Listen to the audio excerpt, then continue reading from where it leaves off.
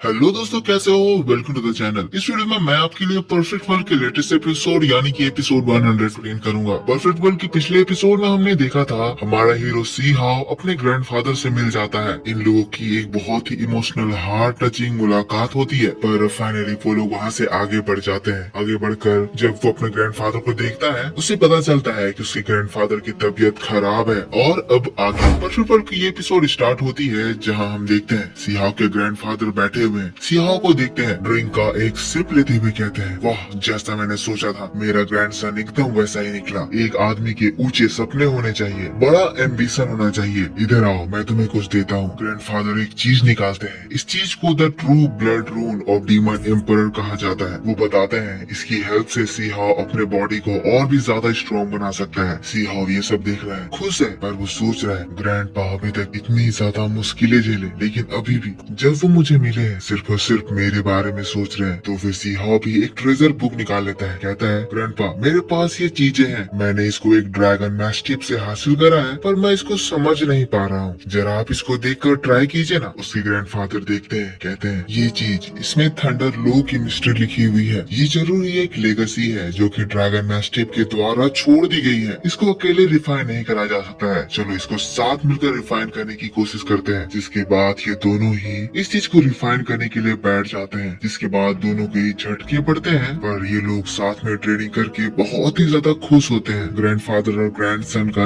एक मैजिकल पल चल रहा है। साथ ही साथ हम इन दोनों की एक पावरफुल कल्टिवेशन देखते हैं। और फिर दोस्तों हम लोगों को इस कल्टिवेशन का रिजल्ट दिखाई पड़ने लगता है। सिहाओ की एनर्जी जो इस कल्टिवेशन से रिस कर नीचे गिर रही है, जमीन में बहुत ही सुंदर प्यारे प्यारे फूल खिल उठते हैं। इससे हमें ये समझ में आता है कि सिहाओ को रीजनरेशन पावर मिल गया है, और इस पावर का रियल नाम 4 law of heavenly dividing thunder है। तब सिहाओ हम लोगों को इस पावर का जलवा दिखाता है, जहाँ हम देखते हैं सिहाओ अपने रीजनरेशन के साथ साथ इसकी न्यू डिस्ट्रक्टिव पावर भी दिखाता है। सिहाओ लाइटनिंग एंड वाटर को दोनों को कंट्रोल करना सीख गया है। इसकी कल्टीवेशन पूरी हो गई है। सिहाओ खुद से नीचे उतर गया है, उसने न्यू पावर अचीव करी है। फिर अपने ग्रैंडफादर को देखता है जो कि अभी भी लगातार उस कल्टीवेशन में लगे हुए हैं। वो भी बहुत हैवी एनर्जी एब्जॉर्ब कर रहे हैं। और तब हम सिहाओ के ग्रैंडफादर को देखते हैं जिसकी इस कल्टीवेशन से 2 अलग अलग कलर्स के रिंग निकल आते हैं। सिहाओ देखकर बोल उठता है, ग्रैंडपा क्या ये भी द लॉ ऑफ थंडर की पावर है? ग्रैंडफादर बताते हैं, हाँ, मैंने इसके ऊपर बोन रूइन को कार्व कर दिया है, जो कि मेरे डीमन गॉड हेरिटेज से पेयर बना ली। इससे 2 तरह के थंडर विंग्स का फॉर्मेशन हुआ, the darkness and the light thunder wings. पर अभी भी ये कंप्लीट नहीं है, क्योंकि अभी तक ये अपने पीक पर नहीं पहुंची है। सिहाओ कहता है, ग्रैंडपा हाँ, मैं भी अपने इस न्यू पावर के बारे में यही सोच रहा हूँ। मुझे भी लग रहा है मुझे भी इस पावर को मास्टर करने के लिए एक स्टेप और आगे जाना होगा। लेकिन फिर कहता है, पर अभी के लिए हमें यहाँ से निकलना होगा ताकि हम उस आदमी से मिल सके। वो लोग वहाँ से आगे बढ़ रहे थे, लेकिन तभी वहाँ पे एक आवाज सुनाई देती है जो कि उन सभी लोगों को रुकने को कहती है जहाँ पे हो वही रुक जाओ, इनहेरिटेंस लैंड खुल गया है और सुप्रीम बीइंग युआन टियान की ट्रेजर ब्लड अपीयर हुई है। ये अनाउंसमेंट दोस्तों लोगों को रोकने के लिए था, पर ये चीज सुनकर सिहाओ और उसके फादर तुरंत ही उस जगह पर चल पड़ते हैं। फिर हम लोग लैंड ऑफ हेरिटेज को देखते हैं, जहाँ पे सिहाओ और उसके फादर लैंड हो चुके हैं, और उस जगह पे हम उस सुप्रीम ब्लड देखते हैं। ग्रैंडफादर सिहाओ को बता रहे हैं युआन टियान एक सुप्रीम बीइंग था जो कि पूल ऑफ इमोर्टल में से निर्वाणा को अचीव करते कहते रह गया था, पर जाते हुए वो अपना हाईएस्ट ट्रू ब्लड छोड़ के गया उस स्पेसिफिक पर्सन के लिए जो कि उसको एक्सेप्ट कर सकता था। लगता है ये सारे रूमर्स सही हैं, वो ब्लड हमारे आंखों के सामने है। सिहाओ उसको लेने के लिए जाने लगता है, तो फिर ग्रैंडफादर उसको रोक देते हैं। इसीलिए रोकते हैं क्योंकि ये अनाउंसमेंट को सुनकर बहुत और लोग भी आने वाले हैं। फिर ग्रैंडफादर सिहाओ को वो आइडल देते हैं जो कि वो अपर वर्ल्ड से हासिल कर रहे थे, ताकि सिहाओ अपना रूप बदल सके। जिसके बाद सिहाओ अपना रूप बदलता है, और दोस्तों जैसा कि अंदाजा लगाया गया था, एक स्ट्रॉन्ग पर्सन उस सुप्रीम ब्लड को हासिल करने के लिए पहुंच जाता है। अगले ही पल हम देखते हैं वो उसको हासिल करता है, और फिर उसको एक बोन प्लेट मिलता है। वो उसको हासिल करने के बाद उस दरवाजे के पास जाता है, लेकिन एक पर्सन पीछे से आता है जिसको भी वहाँ पे वो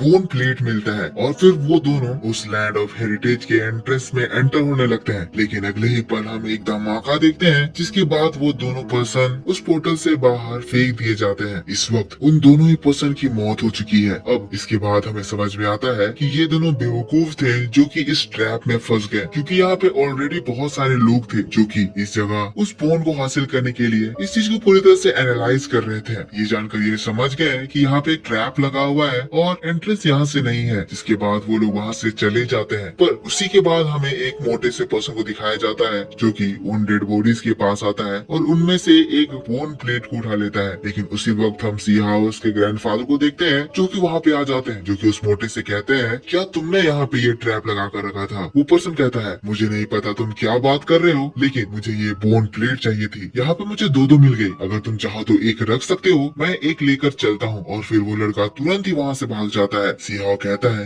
ये लड़का तो बहुत ही ज्यादा केयरफुल है, अपना काम बनते ही कोई भी स्नेक अटैक से बचने के लिए वो तुरंत ही यहाँ से चला गया। लेकिन सी हाउ को ये मौका नहीं मिलता है, क्योंकि फिर हम देखते हैं होली फेदर क्लैन का फर्स्ट जनरेशन का बंदा वहाँ पे आ जाता है, जो कि कहता है, तुम दोनों नेमलेस कल्टीवेटर्स, तुम्हारी हिम्मत कैसे हुई यहाँ एक ट्रैप सेट करने की? चुपचाप वो बोन प्लेट मेरे हवाले कर दो, वरना मैं तुम्हें यहीं पे मार डालूंगा। तो फिर सी हाउ के ग्रैंडफादर बोलते हैं, कहते हैं, तुम तो यहाँ पे हम लोगों से पहले आए हुए हो, तुम्हें तो पता होगा ट्रैप किसने सेट किया है। अब जब ये बोन प्लेट हमारे पास है तो तुम इससे हमसे छीनना चाहते हो? सी हाउ कहता है, भूल जाओ, ये बोन प्लेट तुम्हें हमसे बिल्कुल भी नहीं मिलेगा। पर ये बात सुनकर वो आदमी गुस्सा आ जाता है और अपना एक स्क्रोल बाहर निकाल लेता है। हम देखते हैं उस स्क्रोल में से मैची निकलती है जो कि उन लोगों के ऊपर आग बरसाने लगती है। लेकिन सी हाउ को इससे बिल्कुल भी घबराहट नहीं होती। वो अपने ग्रैंडफादर से कहता है, इस आदमी को मेरे हवाले छोड़ दीजिए, आप बस अभी देखिए कि हम लोगों ने जो नया ट्रेनिंग किया है उससे मैं क्या सीखा हूँ। अब इसके बाद सी हाउ अपना वेसल ट्रेजर बाहर निकाल लेता है और फिर उस बंदे ने जो भी फायर अटैक करा था उसका वो ट्रेजर उन सारे अटैक्स को एब्सॉर्ब कर लेता है। फिर सी हाउ उसके पास जाता है, कहता है, जैसा कि तुमने हमारे ऊपर पहले हमला किया, अब मैं तुम्हें मारने में बिल्कुल भी होल्ड बैक नहीं करने वाला हूँ। सी हाउ अपना थंडर स्पीयर बाहर निकाल लेता है, लेकिन ये चीज को देखकर वो बंदा घबराता है, तुरंत ही वहाँ से भागने लगता है। सी हाउ कहता है, तुम्हें क्या लगता है तुम्हारे पास सिर्फ विंग्स है? सी हाउ भी अपना विंग निकालता है और फिर उस आदमी को मारने के लिए उसका पीछा करने लगता है, पर वो बंदा आगे जाकर रुकता है, सी हाउ के ऊपर हमला करता है, पर सी हाउ उसके अटैक को रोक देता है। सी हाउ के वेपन से उसका अटैक टकराते ही उसकी ये दो तलवारें उड़ जाती है, लेकिन इसकी ऐसी पावर है कि वो अपने स्वॉर्ड को दोबारा अपने पास बुला लेता है। दोबारा वो सी हाउ के ऊपर डेडली अटैक्स करने लगता है, लेकिन जब दोबारा वो सी हाउ के ऊपर और एक हमला करने आता है, सी हाउ अपना स्पीयर हटाता है और फिर अपना new for low of thunder वाला अटैक यूज करता है। अगले ही पल हम देखते हैं एक पानी का बैरियर उस बंदे को कैद कर लेता है और दूसरे पल फायर लोटस और उससे बनी ये स्पीयर सी हाउ के सारे पर उस बंदे को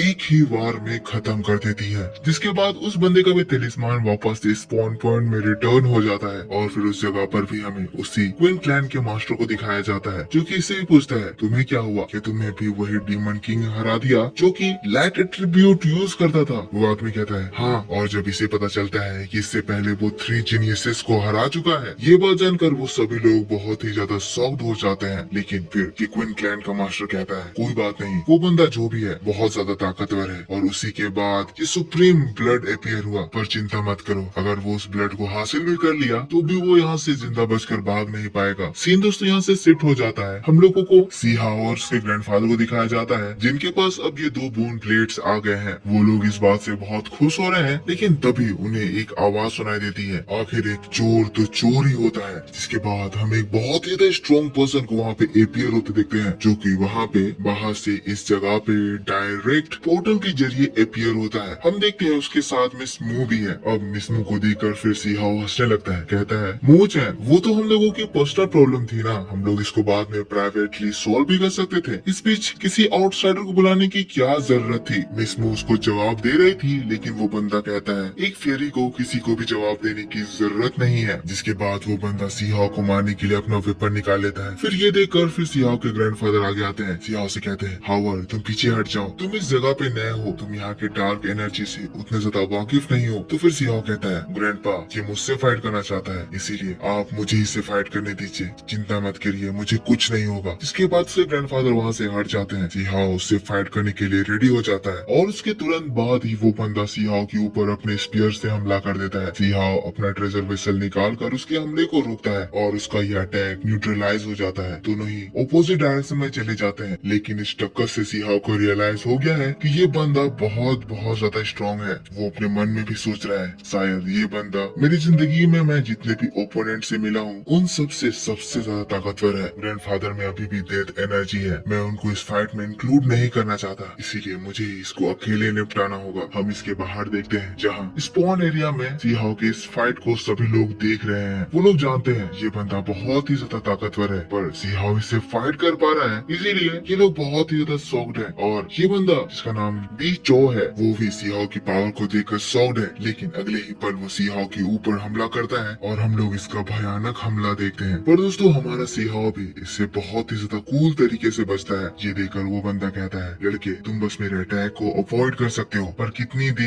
देर तुम अपनी जान मुझसे बचा पाओगे। और फिर दोस्तों दोनों के वेपन्स टकराने लगते हैं। बहुत ही भयंकर फाइट होने लगती है। सीहाओ के ग्रैंडफादर जो नीचे से ये देख रहे हैं, वो एक धमाका देखकर घबरा रहे हैं। लेकिन दोस्तों सीहाओ एक्साइटेड है। वो अपने स्पीयर से फीनिक्स अटैक से हमला करता है। इन लोगों के बीच में भयंकर फाइट होने लगती है, जिससे कि ये जगह डिस्ट्रॉय होने लगता है। अब ये बंदा सीहाओ की भी इन टैक्टिक्स को देखकर समझ गया है कि सीहाओ बहुत ज्यादा पावरफुल है। कहता है, मैं तुमसे इम्प्रेस हुआ, तुम अपने वीकनेस और अपने पावर को बहुत ही अच्छी तरह से जानते हो। लेकिन तभी सीहाओ तुरंत ही उसके ऊपर हमला करता है और एक बार फिर से उन लोगों की भयानक बैटल स्टार्ट हो जाती है, जहाँ ये बंदा सीहाओ के ऊपर एक किलर हमला करता है, जिसका अब हम इफेक्ट देखते हैं, जहाँ सीहाओ के हाथ पूरे खून खून हो जाते हैं। और बस दोस्तों इसी फाइट के बीच में ही ये एपिसोड इसी जगह पर खत्म हो जाता है। आई होप आपको वीडियो पसंद आया होगा। पसंद आया है तो वीडियो को लाइक करना। इसका नेक्स्ट एपिसोड का ट्रेलर एक्सप्लेनेशन भी आएगा। अगर आप चाहते हैं कि वो आए तो वीडियो पे ज्यादा से ज्यादा लाइक करें। मैं आपसे मिलता हूँ नेक्स्ट वीडियो में। Take care, bye bye and thanks for watching.